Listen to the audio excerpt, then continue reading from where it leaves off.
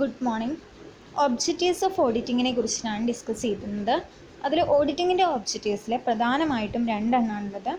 First വരുന്നതാണ് main objective അല്ലെങ്കിൽ primary objective. Second objective ആണ് സബ്സിഡിയറി ഒബ്ജക്റ്റീവ്. ഇതിൽ മെയിൻ ഒബ്ജക്റ്റീവ് എന്ന് പറയുന്നത് എന്താണ്? ഒരു ഓഡിറ്റിങ്ങിൻ്റെ മെയിൻ ഒബ്ജക്റ്റീവാണ് അക്കൗണ്ട്സ്, ബുക്സ് ഓഫ് അക്കൗണ്ട്സും profit and loss account, balance ഷീറ്റൊക്കെ വെരിഫൈ ചെയ്യുക. അത് നല്ല ട്രൂ ആൻഡ് ഫെയർ രീതിയിലാണോ കണ്ടക്ട് ചെയ്തിട്ടുള്ളതെന്ന് നോക്കുക.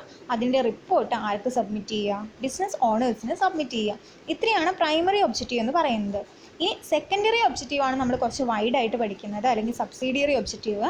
അതിൽ വരുന്നതാണ് first detention and prevention of എറേഴ്സും detention and prevention of ഫ്രോഡും.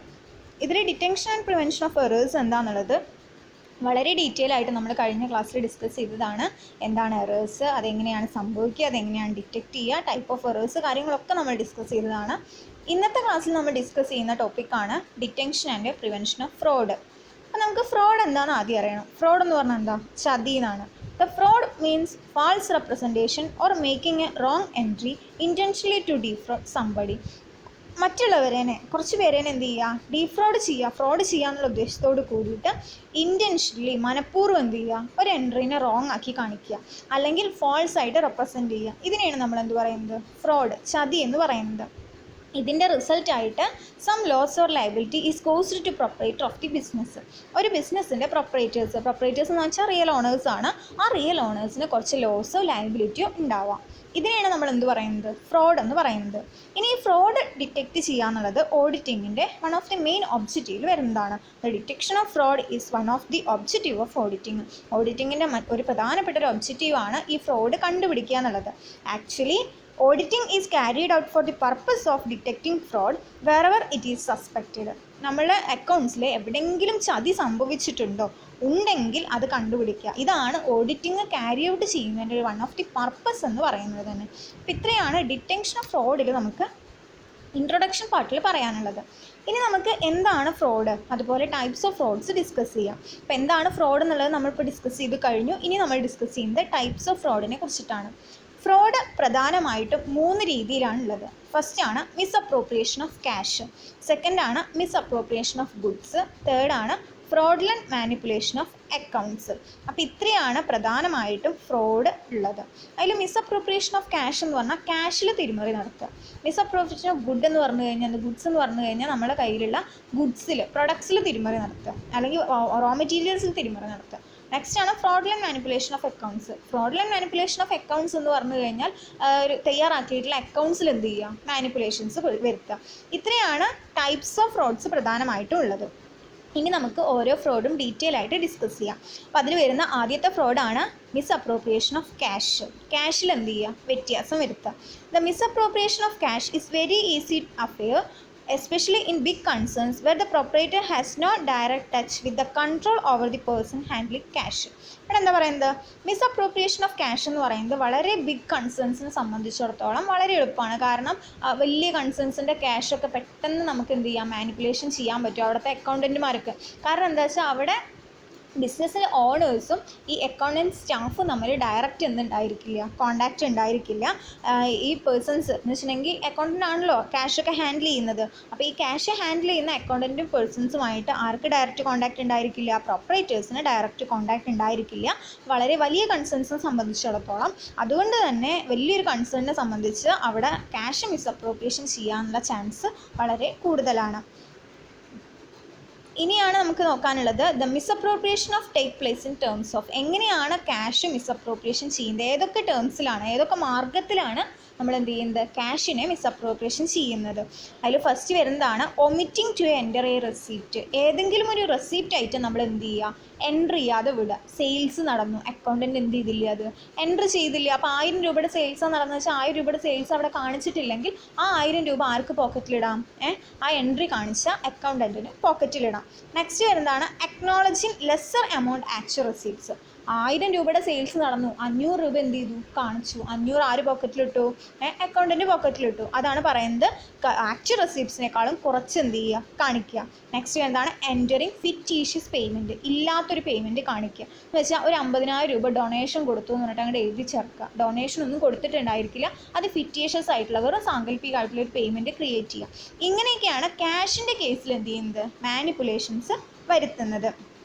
Can be embezzled by any of the following methods എന്ന് വെച്ചാൽ തട്ടിപ്പ് താഴെ പറയുന്ന കുറേ മെത്തേഡ്സ് ഉണ്ട്. ഈ മെത്തേഡ്സിൽ ഏത് മെത്തേഡ്സ് വഴി എന്ത് ചെയ്യാം, ഒരു ബിസിനസ്സിൽ തട്ടിപ്പ് നടത്താം. അതിൽ ഫസ്റ്റ് വരുന്നതാണ് cash received from customer for the cash sales may be misappropriated by suppressing the cash memo and voucher. എന്ത് ചെയ്യാണ്, ഒരു കസ്റ്റമറുടെ കയ്യിൽ നിന്നും ക്യാഷ് സെയിൽ ഉണ്ടാവുകയാണ്. ക്യാഷ് സെയിൽ എന്ന് പറഞ്ഞാൽ ക്യാഷ് ഇമ്മീഡിയറ്റ്ലി റിസീവ് ചെയ്തു, പക്ഷേ അതിലെന്ത് ചെയ്യുക, ക്യാഷ് മെമ്മോയിലോ വൗച്ചറിലോ സപ്രസ് ചെയ്ത് കാണിക്കുക എന്ന് വെച്ചിട്ടുണ്ടെങ്കിൽ അത് എഴുതാതിരിക്കുകയൊക്കെ ചെയ്യാം. നെക്സ്റ്റ് വരുന്നതാണ് recording lesser amount and actual received, actual receive ചെയ്യുന്നതിനേക്കാളും ലെസ്സർ ആയിട്ടുള്ള എമൗണ്ട് കാണിക്കുക. നെക്സ്റ്റ് വരുന്നതാണ് teeming and lading. Teeming and lading എന്ന് പറഞ്ഞു കഴിഞ്ഞാൽ shortage cash by dealing recording, record ചെയ്യാൻ ഡീൽ ചെയ്യുക. ഇപ്പോൾ ഇന്ന് നടത്തിയ ട്രാൻസാക്ഷൻ ഇന്നലെ നടത്തിയ ട്രാൻസാക്ഷൻ ഇന്ന് റെക്കോർഡ് ചെയ്യുക, ഇന്ന് നടന്ന ട്രാൻസാക്ഷൻ എന്ത് ചെയ്യുക, നാളെ റെക്കോർഡ് ചെയ്യുക. അങ്ങനെ റെക്കോർഡിങ്ങിന് ഡിലേ വരുത്തിയിട്ട് ക്യാഷിന് എന്ത് ചെയ്യുക, മിസ്അപ്രോപ്രിയേഷൻ ചെയ്യുക. അതിനാണ് ടീമിംഗ് ആൻഡ് ലാഡിങ് എന്ന് പറയുന്നത്.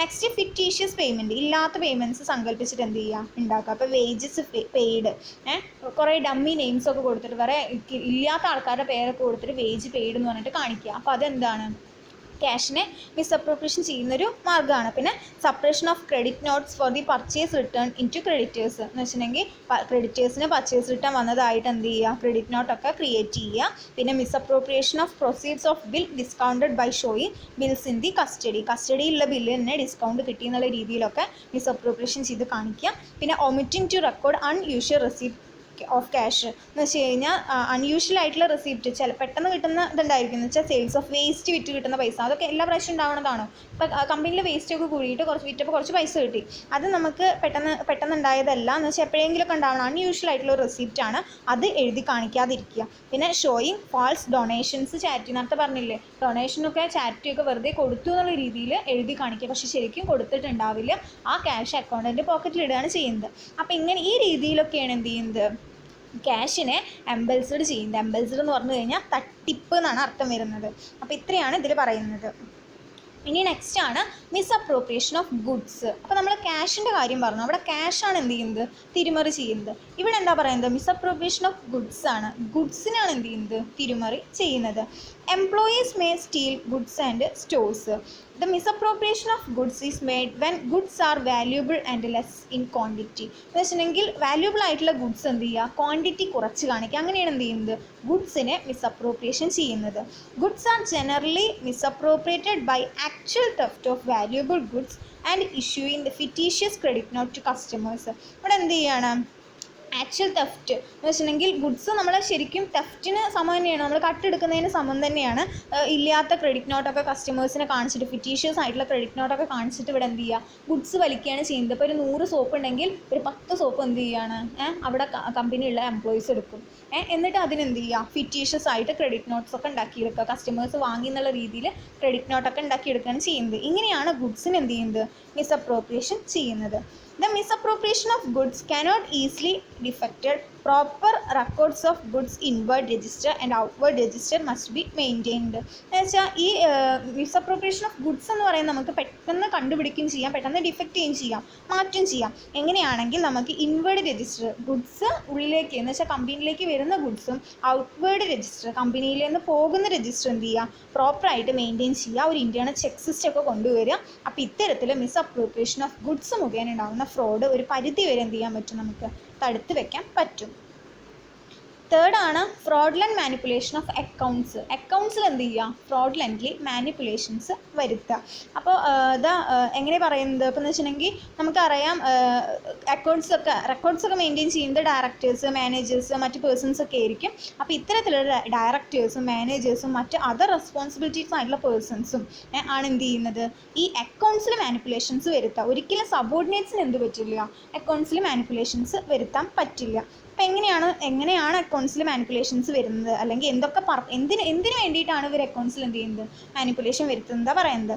A high profit may be shown for the following purpose. എന്ന് വെച്ചാൽ പ്രോഫിറ്റ് കൂട്ടിയിട്ട് ഇത് ചിലപ്പോൾ കാണിക്കാറുണ്ട്. അക്കൗണ്ട്സിൽ മാനിപ്പുലേഷൻസ് വരുത്തിയിട്ട് ഈ ഡയറക്ടേഴ്സും മാനേജേഴ്സും ഒക്കെ പ്രോഫിറ്റ് കൂട്ടി കാണിക്കാറുണ്ട്. എന്തിനു വേണ്ടിയിട്ടാണ് ഇവർ പ്രോഫിറ്റ് കൂട്ടി കാണിക്കുന്നതെന്ന് വെച്ചിട്ടുണ്ടെങ്കിൽ ഫസ്റ്റ് വരുന്നതാണ് ഫോർ പേയിങ് ഹയർ ഡിവിഡൻഡ് അവർക്ക് കിട്ടാൻ വേണ്ടിയിട്ട്. എന്ന് വെച്ചാൽ പ്രോഫിറ്റ് കൂട്ടി കാണിച്ചു കഴിഞ്ഞാൽ ഡിവിഡൻഡ് എന്ത് ചെയ്യും, കൂടുതൽ കിട്ടും. അപ്പോൾ അതിന് വേണ്ടിയിട്ട് മനഃപൂർവ്വം എന്ത് ചെയ്യും, പ്രോഫിറ്റ് കൂട്ടി കാണിക്കാറുണ്ട്. പിന്നെ for obtaining further bank credit എന്ന് വെച്ചിട്ടുണ്ടെങ്കിൽ ബാങ്ക് ക്രെഡിറ്റ് ഒക്കെ കിട്ടാൻ വേണ്ടിയിട്ട്. പിന്നെ ഗെറ്റിംഗ് ഹയർ കമ്മീഷൻ, കൂടുതൽ കമ്മീഷൻ കിട്ടാൻ വേണ്ടിയിട്ട് പ്രോഫിറ്റ് കൂടുതൽ കാണിക്കാം. പിന്നെ selling their share holding at share price എന്ന് വെച്ചിട്ടുണ്ടെങ്കിൽ ഹയർ പ്രൈസിൽ ഷെയറൊക്കെ സെല്ല് ചെയ്യാൻ വേണ്ടിയിട്ട് എന്ത് ചെയ്യാറുണ്ട്, പ്രോഫിറ്റ് കൂട്ടി കാണിക്കാറുണ്ട്. അപ്പോൾ ഇതിനൊക്കെ വേണ്ടിയിട്ടാണ് ഡയറക്ടേഴ്സും മാനേജേഴ്സും ഒക്കെ എന്ത് ചെയ്യുന്നത്, പ്രോഫിറ്റ് കൂട്ടി കാണിക്കുന്നത്. ഇനി ചില കേസിൽ പ്രോഫിറ്റ് എന്ത് ചെയ്യാറുണ്ട്, കുറച്ച് കാണിക്കാറുണ്ട്. എന്ന് വെച്ചാൽ ടു പേ ലെസ് ടാക്സ് വെട്ടിപ്പിന് വേണ്ടി, ടാക്സ് കുറച്ച് കൊടുക്കാൻ വേണ്ടിയിട്ട് ചില സമയത്ത് അക്കൗണ്ട്സിലൊക്കെ മാനിപ്പുലേഷൻസ് വരുത്തിയിട്ട് കുറച്ച് എമൗണ്ട് കാണിക്കാറുണ്ട് profit. Next to avoid new entrants in business എന്ന് വെച്ചിട്ടുണ്ടെങ്കിൽ ബിസിനസ്സിലേക്ക് പുതിയ എൻട്രൻസ് ഒക്കെ ഒഴിവാക്കാൻ വേണ്ടിയിട്ട്. പിന്നെ to buy more share of the company at lower price, കുറഞ്ഞ പ്രൈസിൽ കൂടുതൽ ഷെയറുകൾ വാങ്ങാൻ വേണ്ടിയിട്ട്. പിന്നെ to give a wrong impression about the success of the business to കോമ്പറ്റീറ്റേഴ്സിൻ്റെ ഇടയിൽ ഒരു റോങ് ആയിട്ടുള്ളൊരു ഇംപ്രഷൻ ക്രിയേറ്റ് ചെയ്യുക. എന്ന് വെച്ചിട്ടുണ്ടെങ്കിൽ അവർ നമ്മൾ വലിയ ലാഭത്തിലൊന്നുമല്ല, കുറച്ച് ലോസിലൊക്കെയാണ് നടക്കുന്നതെന്നൊക്കെ ഒരു തെറ്റിദ്ധാരണ ക്രിയേറ്റ് ചെയ്ത് കഴിഞ്ഞാൽ കോമ്പറ്റീറ്റേഴ്സ് ഒന്ന് പതുങ്ങും. അതിന് വേണ്ടിയിട്ട് എന്ത് ചെയ്യാറുണ്ട്, ചില സമയത്ത് പ്രോഫിറ്റ് കുറച്ച് കാണിക്കാറുണ്ട്. ഇങ്ങനെ പ്രോഫിറ്റ് കുറച്ച് കാണിച്ചിട്ടും കൂട്ടി കാണിച്ചിട്ടുമാണ് അക്കൗണ്ട്സിൻ്റെ കാര്യത്തിൽ മാനിപ്പുലേഷൻസ് വരുത്തുന്നത്. ഇത് ശ്രദ്ധിക്കുക, ഒരിക്കലും സബോർഡിനേറ്റ്സിന് എന്ത് ചെയ്യാൻ പറ്റില്ല, അക്കൗണ്ട്സ് മാനിപ്പുലേറ്റ് ചെയ്യാൻ പറ്റില്ല. ആ കമ്പനിയുടെ ഓതറൈസ്ഡ് ആയിട്ടുള്ള പേഴ്സൺസ്, മാനേജേഴ്സ്, ഡയറക്ടർ ബോർഡിലുള്ള അംഗങ്ങൾ, ഇവരൊക്കെയാണ് എന്ത് ചെയ്യുന്നത്, അക്കൗണ്ട്സിൽ മാനിപ്പുലേഷൻസ് വരുത്തുന്നത്. അപ്പോൾ നമ്മൾ പറഞ്ഞു മിസ്അപ്രോപ്രിയേഷൻ ഓഫ് ക്യാഷും ഗുഡ്സും, ഇത് ആർക്കാണ് ചെയ്യാൻ പറ്റുക, സബോർഡിനേറ്റ്സിനാണ് കൂടുതലും ചെയ്യാൻ പറ്റുക. ഇത്രയും കാര്യങ്ങളാണ് പറയുന്നത്. നെക്സ്റ്റ് വരുന്നതാണ് manipulation of accounts may be done in any of the following ways. താഴെ പറയുന്ന കുറച്ച് മാർഗ്ഗങ്ങൾ പറയുന്നുണ്ട്, ഒക്കെ ഒന്ന് വായിച്ചു തരാം. ആ താഴെ പറയുന്ന ഈ മാർഗ്ഗങ്ങളിലൂടെയാണ് അക്കൗണ്ട്സിൽ എന്ത് ചെയ്യുന്നത്, മാനിപ്പുലേഷൻസ് വരുത്തുന്നത്. ഫസ്റ്റ് എന്താണ്, by over valuation or under valuation of stock. ഒന്നെങ്കിൽ സ്റ്റോക്ക് കൂടുതൽ കാണിക്കുക, അല്ലെങ്കിൽ സ്റ്റോക്ക് കുറവ് കാണിക്കുക. ഇതെന്താണ്, അക്കൗണ്ട്സിൽ വരുത്തുന്ന ഒരു മാനിപ്പുലേഷനാണ്. Next, by not provide depreciation and asset as per rules, by providing more depreciation or less depreciation. റൂൾസിന് എതിരായിട്ട് ഒന്നെങ്കിൽ കൂടുതൽ ഡിപ്രീസിയേഷനോ അല്ലെങ്കിൽ കുറവ് ഡിപ്രീസിയേഷനോ കാണിക്കുക. പിന്നെ by recording fictitious sales by omissions of sales, ശരിക്കും നടന്ന സെയിൽസുകളൊക്കെ ഒമിഷൻ ചെയ്തിട്ട് ഫിറ്റീഷ്യസ് ആയിട്ടുള്ള സെയിൽസ് ഒക്കെ എന്ത് ചെയ്യുക, കാണിക്കുക. പിന്നെ ഫിറ്റീഷ്യസ് പർച്ചേസുകൾ കാണിക്കുക. പിന്നെ എന്ത് ചെയ്യുക, providing under valuation or over valuation of liabilities under valuate ചെയ്യുക അല്ലെങ്കിൽ ഓവർ വാല്യുവേറ്റ് ചെയ്യുകയോ കാണിക്കുക. കുറച്ച് കാണിക്കുക, കൂട്ടി കാണിക്കുക, അതാണ് പറയുന്നത്. Next, by recording revenue expenditure as capital expenditure. Revenue എക്സ്പെൻഡിച്ചേഴ്സിനെ ക്യാപിറ്റൽ എക്സ്പെൻഡിച്ചർ ആയിട്ട് കാണിക്കുക. അടുത്ത പോയിന്റിൽ എന്താ പറയുന്നത്, ക്യാപിറ്റൽ എക്സ്പെൻഡിച്ചറിനെ റവന്യൂ എക്സ്പെൻഡിച്ചർ ആയിട്ട് കാണിക്കാം. പിന്നെ charging capital receipts and revenue receipts, capital റെസീപ്റ്റ്സും റവന്യൂ റെസീപ്റ്റ്സ് ഒക്കെ ചാർജ് ചെയ്യുക. പിന്നെ showing expenses of next year in the current year profit, ഇന്നത്തെ പ്രോഫിറ്റിൻ്റെ മുകളിൽ അടുത്ത വർഷത്തെ എക്സ്പെൻസ് കാണിക്കുക. പിന്നെ by showing income of the next year in current year profit, എന്ന് വെച്ചാൽ ഇൻകം അതുപോലെ തന്നെ കറണ്ട് ഇയർ പ്രോഫിറ്റിൻ്റെ മുകളിൽ കാണിക്കുക. അങ്ങനെ ബാക്കി നിങ്ങൾ വായിച്ചു നോക്കുക. അങ്ങനെയൊക്കെയാണ് എന്ത് ചെയ്യുന്നത്, ഒരു അക്കൗണ്ട്സിൽ മാനിപ്പുലേഷൻസ് വരുന്നത്. ഈ താഴെ പറയുന്ന മാർഗ്ഗങ്ങളൊക്കെ അക്കൗണ്ട്സിൽ മാനിപ്പുലേഷൻസ് വരുത്തുന്നതാണ്.